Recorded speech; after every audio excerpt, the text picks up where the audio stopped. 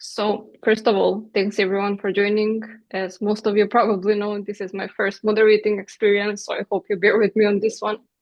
It's super exciting to be back with the second season of Fitness Unlocked, and I'm super excited that we have some amazing panelists joining us. I will leave the stage to them just before a short intro. I think we all know that nowadays fitness is much more than the workout. It's all about the member experience, and now it's becoming much more than the regular programming on how well the classes are organized. And when it comes to member experience, it's quite different for everyone.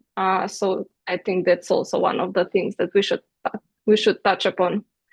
But first of all, I will let the panelists introduce themselves, and then we can start this. Nestor, do you want to kick us off? Sure. I'm Dr. Nestor Rodriguez from Madison, Wisconsin. I'm a board certified emergency medicine physician and co-founder with my wife, Ashley, of Carbon World Health. And we're a physician-led optimization and longevity company that integrates advanced diagnostics, recovery systems, hormone optimizations, weight loss into scalable fitness systems. So happy to be here. Should I go next, Vera? Go ahead. All right. My name is Max, CEO and co-founder of Kisi. I'm in the IoT sphere software sphere for like around like 14 years now, and we engage more and more with the fitness industry, and try to make the member experience, the access to the gym seamless experience, and I'm very excited about this panel. It's, great to see Vera, you from basically from the background into the front row. Vera did a lot of work in the last 2 years for the series, and happy to see you now moderated. And also, Nestor, I think you're the first doctor in our series, so great to have you on, and also Brandon as a integration partner. But handing it over to Brandon to give a quick intro. Yeah, thank you guys for having me. My name's Brandon Looney. I'm with bsport. I'm the founding account executive, so bringing bsport into the States, which is a back-end platform to help manage the day-to-day operations and help fitness operators scale their business. Really excited to be here this afternoon and speak with Max and Nestor. Perfect. Thanks. And I know all of you have like extreme amount of experience in the fitness world. So first of all, I think it would be great for us to hear like what's your definition of a member experience and what it actually means for you today. Brendan? Yeah, I'll start. So for me, member experience is everything that happens around the workout. So it's everything from how easy it is to book your class, how fast someone gets through the door if they have door access, how confident they feel using the app. Is it uh, intuitive, right? How are issues handled by the club itself and how they are remembered when they feel and they come back. So programming gets them in once, experience keeps them coming back, right? And today, experience is also supported by systems behind the scenes. Things like automated member and lead journeys, tagging, and reporting that helps operators optimize the classes members want to attend. I think the definition might be in line with what Max has to say, but let's hear him. Yeah, for me, I think like once you have a workout, if everything goes according to plan, if you go in without any delays and something like this, I think it's a great workout. Every, delays in terms of you cannot log in, cannot have access, or you have to do admin stuff. I think that really like throws you off a little bit sometimes, or at least me, because I think you do my workout in the morning and it's kind of very tight in terms of time, and it has to be like, flow. Otherwise, 15 minutes is a lot in the morning, right? And if there's a whole about 15 minutes, that kind of like, destroys your mood for the entire day. That's kind of like my simple um experience. Seamless. Nestor? Yeah, I think I would add to what you guys said, because I agree with everything you guys said, is one from a data point now being like data specific to the consumer. So like to me as a fitness client, longer the days where it's just programming, right? So how does my heart rate matter? How does my labs matter? What recovery systems? So then with that is then the integration of new wellness and recovery systems into your programming because I think now, or that's the future, at least in my life. So when I look at experiences, for me, it's bringing that medical side into the fitness space. We used to just talk about it, right? I wish one would partner with the other. Now we're actually doing it. And I think whoever's doing it well and seamlessly using automations is who's going to succeed in the future. I Absolutely. think That's right. I've seen a big shift, especially in the US market, with people want more data. They want the heart rate. They want to see the recovery scores with their Garmin's or Whoops. They're starting to do their labs, like you mentioned, with carbon. So can definitely see where that's kind of transitioning. and to add on to this, I would like to ask you what if programming is no longer enough, what actually defines a premium experience now in 2026? I think from an access thing, it's one accessibility without friction. So I think that's where IT technology automations that Max and Brandon are providing is the first step, right? People want it now, want it quick. Otherwise, there's app fatigue, and everyone has a million apps, but who cares if you're not actually using it? Then once you're in the programming, then the added value, right? Because I always joke around with people, or I always tell my trainers, hey, there's not a new way that I know to do a push-up or to lift a barbell, right? I mean, there's little tweaks, but everyone knows that, right? How you stand out is not new cool equipment per se. It's then what are you going to do the 24 other hours, the 23 other hours that they're not in the gym? How can you provide value? So for me, it's recovery.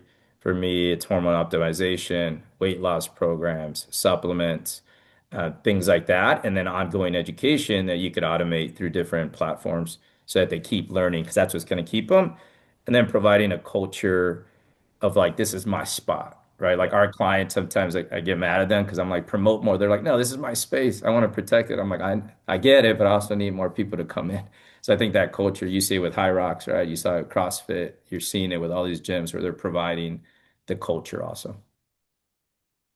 Yeah, I completely agree with that. Like Nestor said, the one word that comes to mind for me for that premium experience is effortlessness. And then, like you touched on at the end, that community feel ever since COVID, right? The dreaded C word in the fitness industry.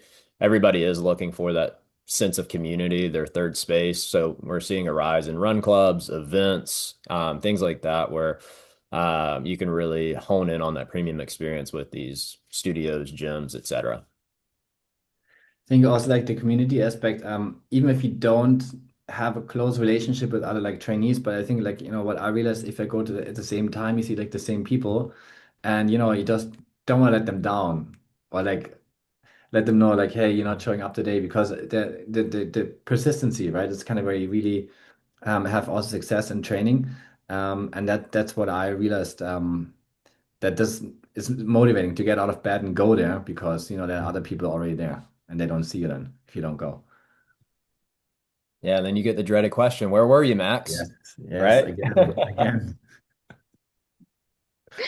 And then you have to think of all of the excuses, of course. Yeah. Uh, but yeah, talking about community and that feeling that we're all craving and looking for in spaces, like I'm noticing a lot of kids also like going out to the gym nowadays just to congregate as they used to do in cafes. So I think that's an interesting new trend.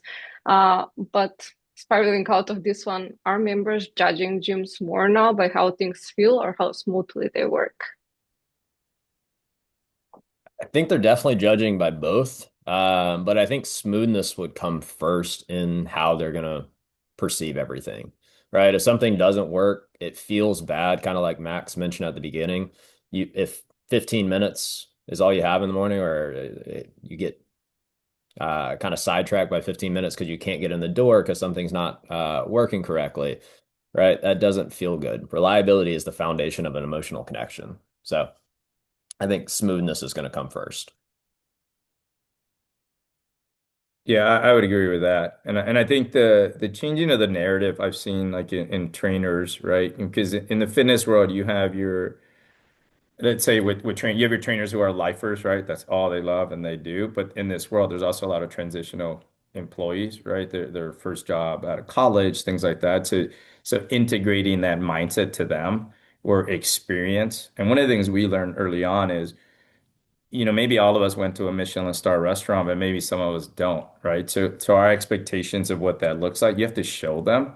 Otherwise, they don't know. And rightfully they don't because they haven't seen it. So kind of integrating like what does seamless mean? Because if we all say seamless, some of us might think tech, some of us might be like the workout, some of us might be like recovery systems.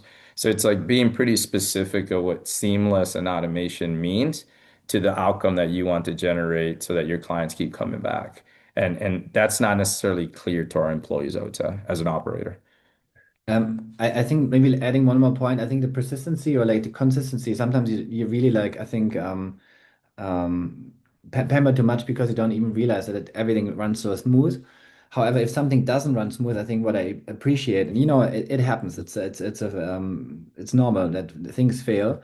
I think it's like offering a great solution, right? Let's say if like the check-in doesn't work, they already have a solution. Okay, hey, we have a quick list, make it as easy as possible. I think that's kind of a great feature of a gym that they're like, solve problems fast or like, are very flexible in adapting their operations a little bit. That's what I sometimes think like, it's not perfect, but at least they offer a solution and don't disrupt my day too much. Yeah. And I think just touching upon what Nestor said, and that seamless means different things to all of us. I would love to know like what is the seamless experience according to each one of you? Like what would be the ideal member experience? So for me, I could tell you seamless. We took some of the roadblocks out. So we don't have any scheduling in our gym. Our trainers are there. So our clients don't have to schedule. That we took that excuse of like, oh, you don't have my time available. And so they come in, but then they all have to go through the protocol, the circuits that we put in. Longer the days for me in terms of today you lift, tomorrow you do cardio. And then seamlessly introduce into recovery. And so we mandate our clients to like, hey, you got to stretch, you got to do cryo, you got to do red light, based on the tiers they're on. You have to do IVs for hydration, not from like a fluff, like, hey, I'm hungover and I need an IV, but from like a tool that's recovery. If you need hormones, if you need peptides. So seamless to me is like being able to integrate all that where the actual consumer gets it, but also doesn't see like, oh my God, it's adding 10 more things to my plate. And the way I always say is like, just like if you go get your hair, you go to the dentist, right? Like think about it that way. And when people think about this seamlessly, then that experience just becomes second nature rather than like, oh my God, I got to do that too. I got to do that. So seamless to me means that. And Nestor, you come also like from or your environment is way more like high touch, right? You have like way more touch points than in a I would say like the classic gym. We do. And so that's where I think automation and that's where I think software can come in and help in a long way. Because if you don't have all those, you could still integrate this just off of a platform or a software, right? Where you guys can use that from automation to messaging. And we do a little bit of both. But yeah, ours, because it is the higher end touch point, we do have a lot of touch points, but we've helped other gyms that don't run on that model. And that has to do with automation and apps, or nowadays you could do. For me, it would be very simple, and to make it short, like not waiting. It's seamless for me. Right? Like if it's like from transitioning from like different areas of the gym, or they're getting into the gym, or I think those talking about options, what I said before, if you want to do your train your back, the one thing is like occupied. You have other options to train it. I think that's kind of ideally for me for like a seamless gym experience overall. Yeah, and I'd agree with Max on that. It's just like how seamless do your systems talk to each other? So how quickly can somebody get signed up at the studio or gym if they have door access? How quickly can they get into the gym or studio? And for an operator, how easily do those systems actually talk to each other? You don't want to be bouncing in between multiple different systems that don't talk to each other, where you're missing um, different segments of who you're talking to. Some people use a separate CRM from their membership management, and then their door access doesn't talk to each other, and they're spending 10 to 20 hours a week just trying to manually move all these things together from an operator standpoint, which just causes friction on a member standpoint as well. Like I know personally, when I tried to sign up at a gym and the sign up process was too lengthy, I ended up not joining, right? They just lost business just because I was impatient and their sign up process was too long. So I think that's what seamless means to me from an operator and a member experience. I would absolutely agree. I mean, we don't want to add any more responsibilities on people plates nowadays, and also we want to catch their attention as soon as possible and just like be there for people, especially since the attention span is so short. So you just want to catch everyone as soon as you can. Talking about times a bit, like we usually, like most of us, work out only a few hours per week. Congrats if anyone does more. But then operators usually focus just on those few hours. What should they focus on during the other 165 hours? Sounds like a question for Nestor. Yeah, no, I think a lot, right? I think that's where you keep people coming back to your gyms because now, we don't, and the way is how do you integrate data? Because I don't think we're in a world where you can get data at your fingertips, right? With ChatGPT and every automation that's there. The question is always how do you integrate it for your members and your clients? And that's where you need to work, whether it's monthly communities where you get on a webinar and you invite people to talk about certain things, right? To link them back to the things you offer at the gym, whether it's creating value and partnerships with other companies so that you could scale rather than grow. And with grow is like you're spending money, right? If you want to scale, is like I'm making money without having to spend money. So one easy way is to partner with stuff with people, right? Partner with Carbon, partner with bsport, like other partnerships where they're going to bring value back to you. The customer experience is going to be like, oh my God, my gym offers everything, even though you don't, right? You're just leveraging your partnerships. So I think those are the things, and then personalizing data. So if you're going to use something, so when on our pre-conversation with Brandon, and he's seen it before from his previous work, was like in body scales or body composition scales. Don't just have them, right? Like what are you going to do with them, right? How do you manage that stuff? And even if you don't have a touch point, can you have some education and newsletter where you could educate them about the InBody, a video about how to use it and why it matters? So those are the things that you have to do because programming, I mean, a lot of us could do it in a second now, right? With automations and stuff. And now what? And you can motivate your staff to get involved, to post education, to look at data. Those are the things that I think are going to be game changers moving forward. Yeah, I'd agree with Nestor on the personalization of your data. I see it all too often that everything's kind of generic with a lot of the touch points that operators have with their members. It's very linear.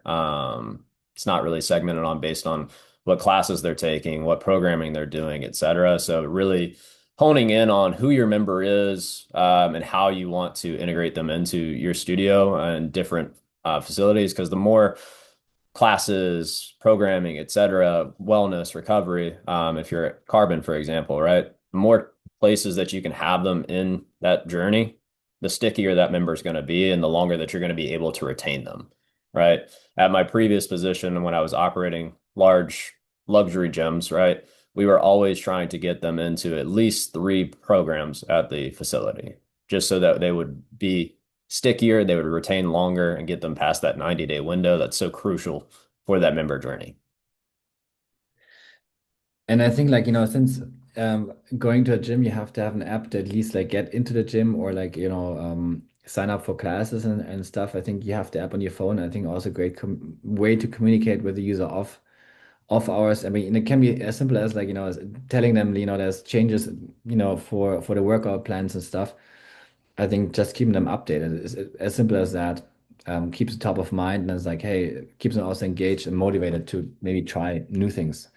Um, Overall, I think like operators put a lot of effort into their facilities, and sometimes it's not even like I don't. At least if I go into my gym, I don't sometimes see it.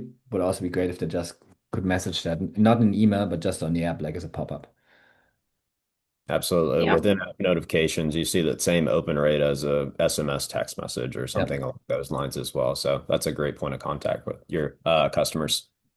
And Max, just to your point, you said like one of the things, even just coming in, right? A lot of people use just access and to just for security purposes or for tracking purposes, but now you have data, right? You can make it into a contest. You can make it into tiers where like, hey, these are the top 40 that come 5 times, like, right? So if you look at I've always thought with like mentors that provided, they're like, what's the next step, right? Always thinking that. And so, Max, people in your position do this next, right? People in your position that come 5 times a week, their next step is this, right? Because you already have that data there. Now it's like, what do you do to integrate it? And people are going to be like, oh my God, Max is like, Master's looking at me. Like, I didn't even know he knew Max. And it's like, well, I have the data already. I'm just kind of hoping you see what the next step is. So kind of leveraging that. Yeah, thanks for like making me going to the gym 5 times a week. I try, but I completely on the same page. Once you go there and like you wanna, each way like can be like super motivated gym members or members that don't come too often. I think you can incentivize both to come to the gym. I think like they have to come at least 3 times a week that they kind of stay a member, something like this, right? Absolutely. Getting those push notification running and having that data is extremely important. And who wouldn't want to get the notification that you're in the top 3% of gym goers? It feels so empowering. And maybe get But something for free. I mean, that's just extra. Yeah. Uh, but what other things could gyms do or fitness businesses do to stay present between visits without becoming too intrusive? Because I guess you also don't want to feel that the fitness center you're going to is stalking you. Yeah, I think talking about what Nestor just mentioned of like Max going 5 times a week to the gym, right? So you want to kind of trigger communication based on the behavior of that consumer, not just calendars, right? So a missed class, right? Hey, Max, we missed you at class this morning. Or, hey, a milestone, Nestor, you just hit your 100th session, right? Let's celebrate that. A renewal moment. Those earn attention. Random blasts don't really earn that. It just feels kind of spammy. And I think we are all over automated emails and things like that that aren't personalized. Yeah, and think about like intrusive, you're only going to feel that if it's random. Right. If it's personalized to some my journey, it's gonna be no one's gonna say like no, right? So the example I'd give is, when you look at posting on social media, right? They tell you to post 9 to 15 times a day, and everyone's reaction is like, wait, they're gonna get bored. They're like, no, because the people that are gonna see the 9 to 15 every single day is like the people that love you, so they're going to be pumped. The other people, they're only going to see one of them. So same thing, right? If you personalize the message that you want to give to your client, and it's not going to seem intrusive. It's going to see like, oh my God, these guys are going above and beyond to make me the best. And that messaging can be different from like your top tier performers that you do it all to the people that are just beginning. And instead of saying, hey, you didn't show up, it's like, hey, I'm with you. I was just checking in. I want to, we knew this was going to be easy, but you got this, right? Like motivational. People won't look at that intrusive. Intrusive would just be like random crap being sent to them. But that's where I think the personalization comes in nowadays. Also, I think an Um, opportunity to get some feedback, right? Why are you not coming to class? Maybe the schedule doesn't work anymore, or a short message could also be like feedback message could also be very valuable for the operator. And then accumulative the data. Again, nobody asked me when would be a good time for yoga. I don't know, but maybe some other people had the same idea that it's always like, during the day it's hard to go, right? Because you have to go to work. yeah, I would like to get options for when I can book my classes because usually they don't fit my work schedule. So I think that's definitely good to get feedback, to ask clients for feedback. But where does friction most quietly damage member experience according to you? I'll start. I would definitely say billing. Everybody is gonna go, and that's gonna damage the experience if you're talking about somebody's money. But at my previous, when I was managing some larger health clubs, we were 24/7, didn't have a door access controller. So kind of tying in Kisi here. If somebody didn't show up for their shift at 4 a.m. and somebody's waiting outside to Max's point for 15 minutes, that's going to cause a lot of friction. And members will tolerate bad workouts or maybe even a bad interaction with an employee, but they're not going to tolerate billing issues or standing out in the cold when it's icy or something along those lines. And that's going to create a bad member experience. Yeah, in terms of in my space is not being transparent on what the services will do, right? What it can and cannot do, and being transparent with clear outcomes of using these integrated systems, and then being honest of when they're not functioning for them, right? Being like, hey, this might not be for you. I think that's the friction that will feel like it's rarely the programming, right? It's the things around it that they'll care more about. I agree. Anything that should be like standardized, but then is not, or shows it's not standardized yet.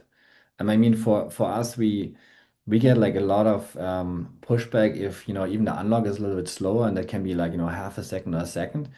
And that's it seems like little in terms of time, but it's really like that is a friction in our experience. That's why you have to be fast. I think this can be like translated to a lot of like other processes. And I think like billing, whenever you touch money, that's probably like very it's very sensitive. Yeah. Uh, yeah, and we're talking about all of this stuff, and I'm thinking that maybe operators would think that all of this requires much more money or maybe much more resources when it comes to hit count. So, what daily workflow improvement could elevate the member experience without operators having to add hit count or any additional resources? I think from integration of some of these wellness and recovery services, the way to judge it to see is partnering, right? There's a lot of fear. We've been doing this for 15 years, so before wellness became a thing. And our biggest thing was to partner with local places. There was the fear of like, are we going to take their fitness clients? We don't, because we would have already done that. It's the client, there's enough people that want to do different type of workouts in different cultures that shouldn't stop you, right? And now you'll see like the big box gyms are doing it, right? And they do have a lot of money, right? Equinox being one of them, right?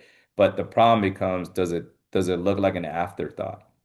And so why spend all that money when it's an afterthought? Now you can't integrate it well when you can test it out by partnering and then offering. You're still winning because you're offering these services, and these services, because your partners are going to want you to win also. So they're only going to, encourage you to go back to the facilities that you came to. So I think that from this system is that, and then I think the other is technology. I mean, these guys could talk to it, but the stuff we could do now is crazy for the cost that it would cost us before. So. Yeah, kind of speaking on that technology standpoint without adding headcount.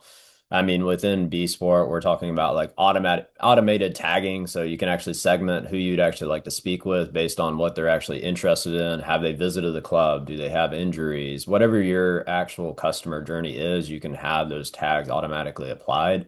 That way, you're not guessing who you're actually speaking with, where you can actually follow up with them tied to their behavior. So if they're doing recovery, red light, hormone therapy at Carbon, you could have exact reporting on exactly who that person is. So the system does the remembering, so staff can focus on humans. And then the second part, which I'm sure Max can touch on a little bit better, is that door access piece, right? So without adding headcount, you can have more operating hours to have more classes.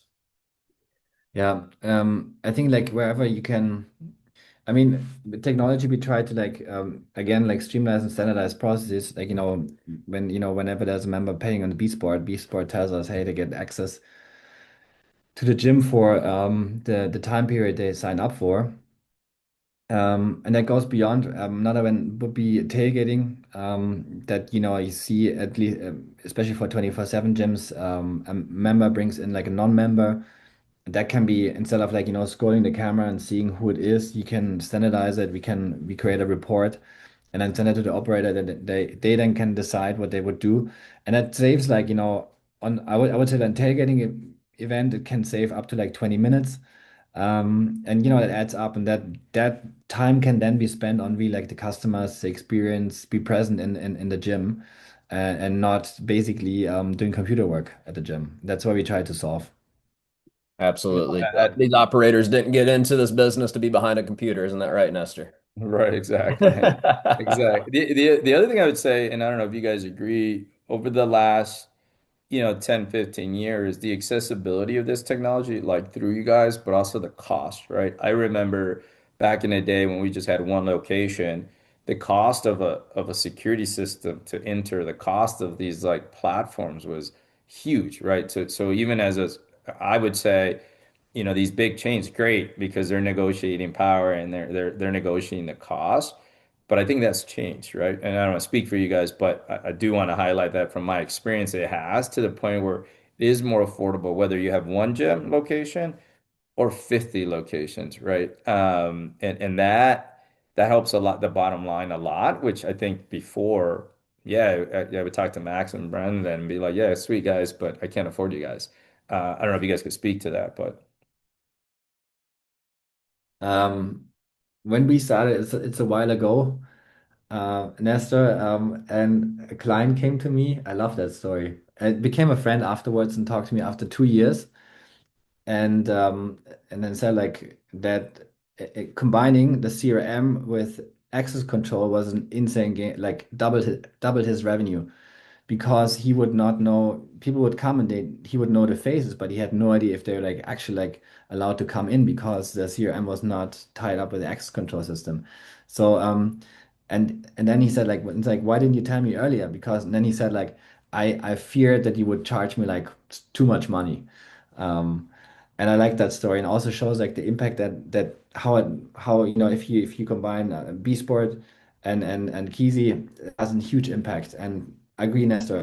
The cost was like probably absurd like years ago, but now I think it's very affordable. And what you save in terms of operational costs and like lost revenue, I think that's the payback time for certain features are like a couple of days usually. Yeah, that's what I was going to speak on is just that return on investment. I don't know what the legacy platforms used to cost. I know some of them are pretty expensive, but I know the return on investment of having something like a B Sport, a Kisi, you're normally getting that back in less than a month just with the time saved or the acquisition that you're getting on new customers or even the retention side of things. So I think the investment is worth it there. I think we can all agree that it's no longer a cost, access control and CRMs. It's more of an investment because they can see the ROI like maybe a few months into it. And we're talking about technology, and we're living at a time where technology is all around us, and now with the AI. So I wanted to ask you, where does technology actually genuinely elevate the member experience, and where does it actually erode it and makes it worse? I would think of technology in two ways. One, technology meaning like equipment technology, right, in the facility. I think where it adds is if they know how to integrate it into their journey. Where it deters is where you just spent all this money in these big, cool equipment, but then there's no rhyme or reason on how they're using it. And there's a lot of gyms that do that. I mean, it's weird that clients that are at other gyms come to me to get their InBody read. And I'm like, wait, why isn't someone reading it, right? That's a waste of like sweet because now I can take them and I can get them into a different journey. But so I would say in that regard, like the equipment wise, is it functional? Does it make sense within your facility? And then there's the technology of what I would equate the app world or the heart rate, right? The VO2 max.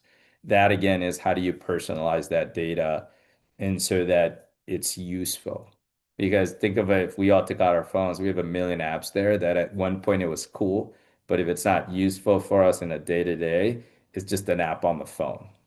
And so I would look at technology in those two ways. I remember the time that we used to download the beer app and just any app that basically didn't do anything, but it was cool to have more apps. And now, like, you need real motivation to download an app. No, true. I think like you need those essential functions, I think can be then enriched by um, you know, data or communication. But I think once you have, sometimes it's very hard to like make a person download something where they don't even see value. And for me, that would be probably where it's like one-way communication, not like a two-way. Like two-way means like, I can book, I can really like change something with for my workout. If it's only one way, the operator to the member, I think then it becomes a little bit questionable in terms of value sometimes. I think the balance is like balance operator and member. It has to be both have to have value from it. Yeah, I would At agree. It what just has to have value and remove steps for it to actually elevate that member experience. at what point are actually gyms and studios overcomplicating the experience with too many tools and platforms?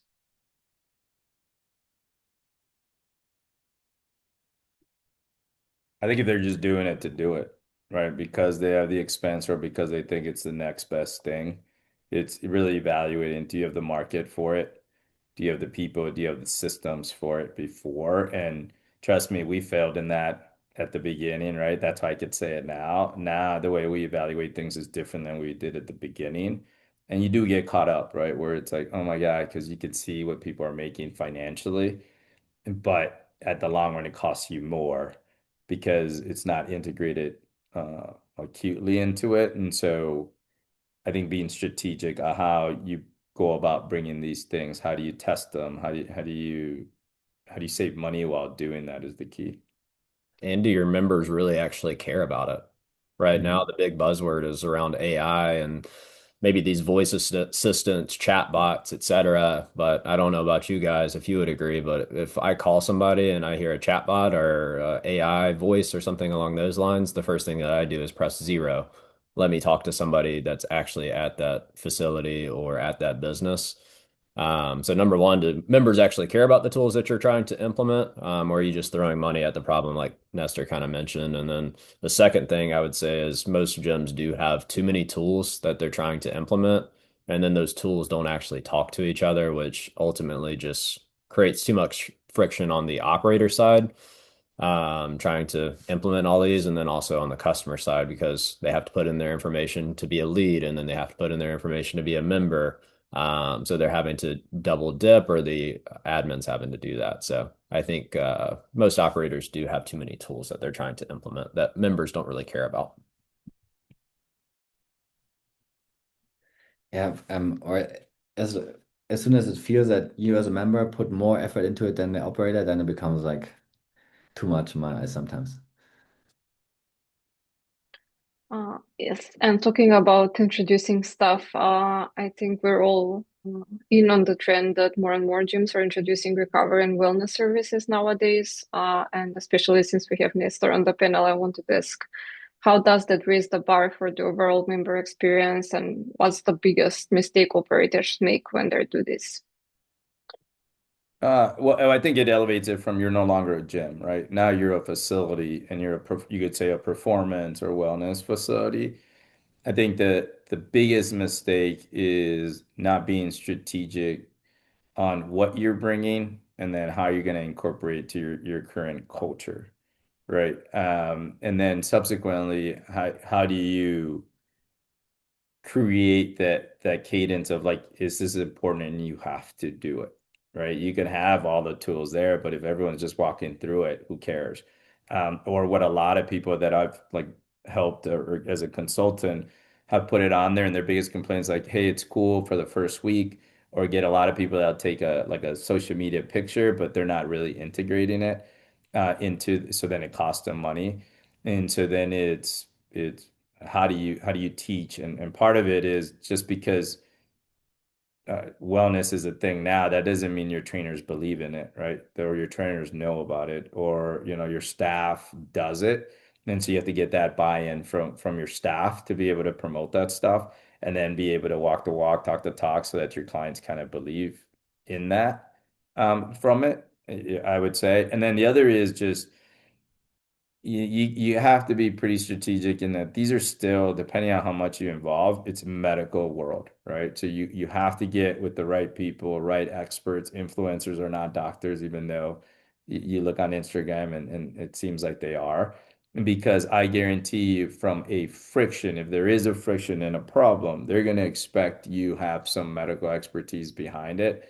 And it's all fun and games till something bad happens, and now you don't have that backing, right? So I think those are the two things where you to try to save a buck, you might skip some steps or oversight, which I think if you are getting into this space, you need to have, and insurances are catching up on that too, right? The insurance side of hosting a gym versus a facility is a lot different, right? From an insurance perspective also. So just knowing that once you get into these spaces, it's more than just a gym, but it elevates it, right? Now clients are saying it's not just my gym, it's my go-to for everything.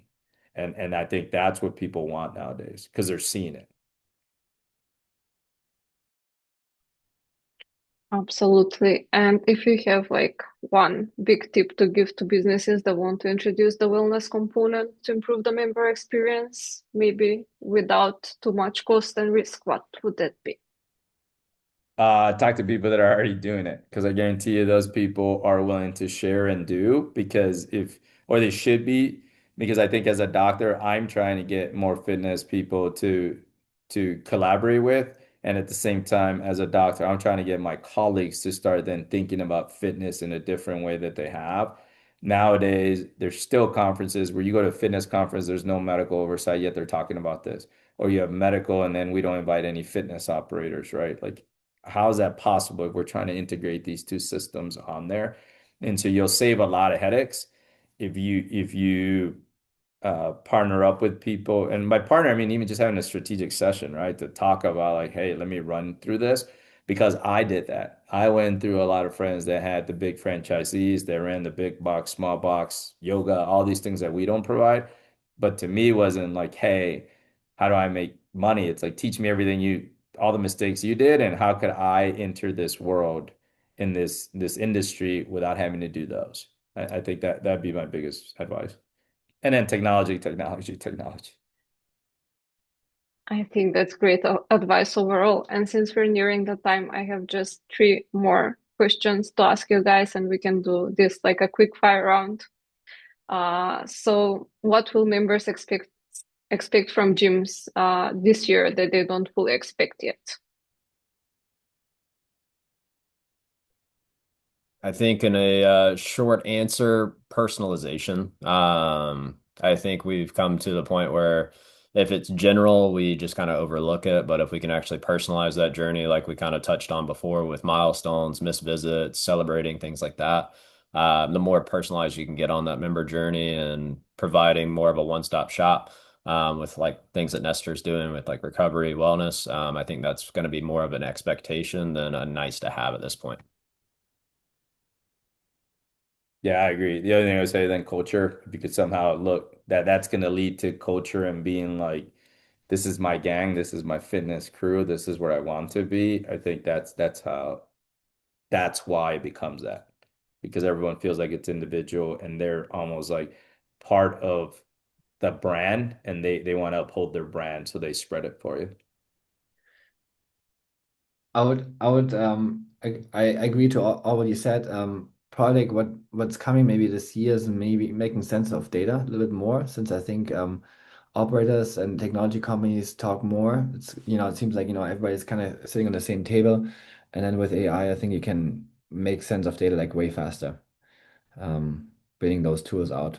Yeah, absolutely. The AI into the reporting is going to be a game changer. I would definitely agree with that. We're doing some cool things with AI to optimize schedules, acquisition. So I definitely agree with that. Okay, I have one final question. If you had to fix one element of the member journey tomorrow to future-proof your business, what would it be? And I think this is especially important for fitness business owners. I guess I'll start us off, but I would just say end-to-end friction. So from the sign-up process to booking their first class to how can they hold their membership, things like that needs to be as smooth and seamless as possible. I think it's just an expectation at this point. People also don't want to talk to anybody anymore. So the more automated you can make that process and the smoother you can make it, I think you'll be ahead of anybody else in your area. To actually acquire members and retain them. Yeah, I agree. I mean, it with that is just then knowing how to do it, right? And so one is the system there, but providing some way of them knowing that they're able to do all these things. Because I'm still surprised a lot of times people be like, "Oh, I didn't know I could do that," right? So if there's somehow that you could educate them on how seamless the system is, and then put them through it, that I think that's what the expectation is going to be, or that's where premium experiences are going to stand out. Same. Well, I would say the same. The seamless. As a member, you come in and you expect it works, and then the operator has to unfortunately like figure out how it has to be or can be done. But I think the bar across all gyms is rising, right? The experience is rising, and it keeps on rising. So I think operators keep on, and they keep on investing and keep on investing into new software and then operational tools um, to be competitive. But one thing is like uh, that was like probably like 3 4 years ago, 24/7, right? That was like something which was like a must. If your neighbor had it, you had to get it too if you like in the same gym category. Same with the seamless experience. The other thing I would say that, Max, that you just triggered me to think about this is even though we're putting, and it seems like we're putting a lot more in, that allows you as an operator to charge, right? Because if people see the value, then it's no longer the charge. Because I think in fitness, there's two models. There's the I'm going to charge less for the masses. Great, that's one strategy. And then less touch points. Hey, you just go in there, and we all know the models that do that. Or there's we provide more, we're more touch points, but we charge more. And now, if you look at it, we see it in healthcare where people are willing to forget insurance. They say, I'm willing to pay for it. Because if they see value, that's where I think the scaling part of businesses comes in versus growing. I could have a million locations, but if my profit margin is like 5, 10%, I'm going to argue and say, man, is it worth the headache? Versus I have less locations, but my profit margins are 40 to 60. Hey, I'm willing to do that, right? And so I think the more value you put into it from a financial operator, that should be like your metric of like what space do you want to be in, and yeah, and kind of use that as like a strategy. Yeah, I agree with that. And you're starting to see a large gap and like you do have the high value, low price point, right? That's going to be a segment. And then this mid tier of your 50 to maybe $120, depending on your area, that type of membership is kind of going away at this point. It's either that high value, low price point, or you're kind of getting into that premium boutique experience that is that one-stop shop. You have invested in the experiences and that customer journey. You're adding wellness, community, etc. So you are able to charge that price point. I think you summed it up for me, Brendan. So thanks for that. Uh, I think, I mean, this is a very competitive market overall, and it seems like member experiences are something worth investing in. And I think the general message to the fitness operator here is while trying to do the best member experience, not thinking of all of the technology or wellness and fitness components as a cost, but think of it as an investment because it really would pay off in the end if you do it properly and if you learn from other people and their mistakes and what actually works and what doesn't. And always the seamless experience is not about people feeling the technology and all of that, everything that happens in the background, but being present, being in a community, being in a supporting culture, and feeling really appreciated.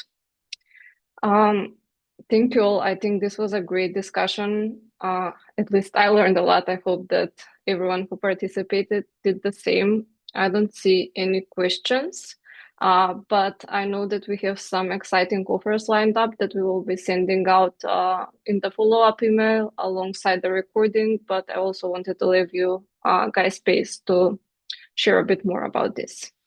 Yeah. Vera, thanks for moderating, and Max and Nestor, I appreciate the conversation. But I'm at bsport. We do partner with Kisi.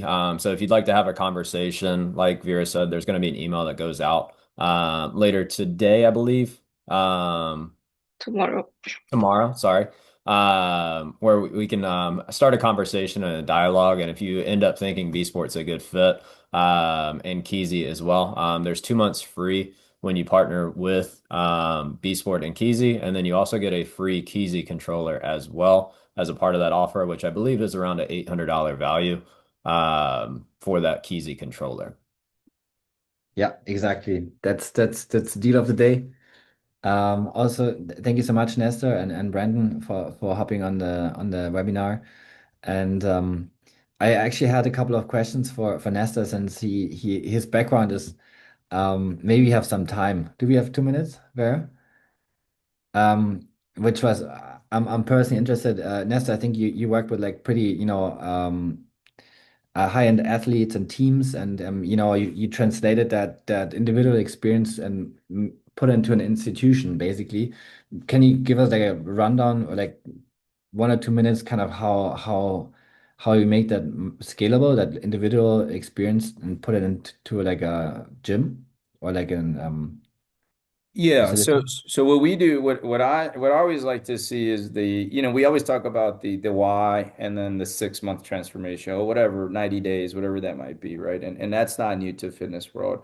What we've incorporated is then a good, better, best scenario in terms of, because this also costs money, right? And when I say good, best, better, it's depending on your goals. And then we try to categorize things into, are you in the longevity space, right? Are you in the I got to get to the starting line in health, right? Are you in I'm injured right now? Are you in the weight loss, right? So you look at these categories because there's so much and it could be overwhelming. Where we take all of that and we bring it in. And then what we do is then we say, hey, this is how I would treat you at the medical side of things, at the doctor, if you came to see me at the hospital. But guess what? If you're a professional athlete and you're an executive coming to see me through an executive program, I would not be giving you the same advice. And every time I speak, I tell people that should piss you off, right? Like, but that is capitalism. That is the US, and that access and money gets you different care, right? Different attention and different strategy behind it. And so what we try to do is provide that access for everyone, knowing though that there's categories to it. And for me is why jump? Like, right, I always say, why get a Ferrari when you can't afford the tires? Like, don't do that, right? Like, let's get your tires, your gas, and your oil fixed first, and then we can go to the parking or to the card lot and be like, what kind of car you want? And yeah, you might want a Ferrari, but if we can't afford it, that doesn't mean it's bad. I can still optimize you. So I think that's how we do it, because that's how athletes think, right? And then it's the mindset. If you look at an athlete, they are elite at what they do. And so their survival is on the extra things that they do, not on their performance, right? Because everyone's there. So it's how important is recovery? How important is hormone optimization? How important is nutrition, right? So we gauge that, but we do it in a way where it's seamless to you, Max, where you at the end of the day, most of our clients are like, damn, I didn't think it was going to be that easy. Well, it is if you're doing it right or for the right reasons with the right guidance, right? It's no different than you go to an investment like a financial planner, right? Or like an investment firm. Pretty soon, 6 months from now, you're like, I didn't realize it's going to be that easy to do compound money. Yeah, we've been telling you this. You just didn't want to take that on there, right? So that's kind of what we do. I could get pretty specific, but then we do the actual max. Okay, you're training, you're about to do a 60, you guys are crazy in the sports you guys do, but like a 60-mile cross country ski, right? I don't know if you've done it or you haven't, but Someday. but then it's recovery is the biggest thing that's happened over the last recovery and hormones over the last 20 years. You're not skiing differently, right? The skis, maybe the equipment changed, but how you recover and how you perform is what's changed and what keeps you in that elevated phase, which then affects all aspects of your life. So we get pretty strategic in that. So how you scale is if you create that system, right? And then you have those partnerships where then you could replicate this based on where they're coming from, right? You're not reinventing the wheel on everyone, right? You're creating that data with automation, right? You're educating them so they already see the value before you even sit with them. And that's how we've done it. Thanks, Nestor. So also like a lot of standardizations and connecting the dots basically as in technology basically. Yeah. Yeah, it is. Because think about it, a lot of us, it's so when insanity is everyone says it's doing the same thing, expecting different results, right? But I always say insanity is also knowing what to do and you don't do it. And that's the majority of us, right? So we need like a quarterback, someone to guide, especially when you get into the wellness where there's so much out there that you can go down this rabbit hole of spending all this money, and that's not what you needed.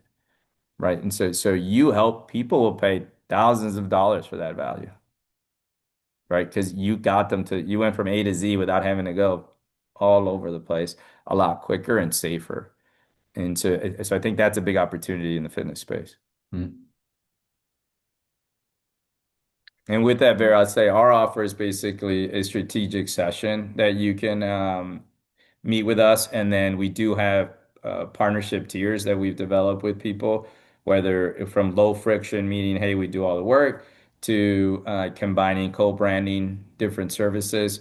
So that allows different fitness centers to try some of this stuff, to see, and then to have the experience behind it so they feel comfortable launching this rather than not. Or the common mistake I see is people would just pay a doctor for a medical license to sign off things, but that doctor's hands off, like medically illegal. That's the worst case scenario. But also, you're entering and creating more headaches in a space that you don't understand just by getting someone to sign off. You want true partnerships. You really do. And I'm grateful we have some. So I will be sending, as I said, the recording and the offer tomorrow. Thank you once again to all of you guys for a great and insightful session. And big thanks to everyone that joined in.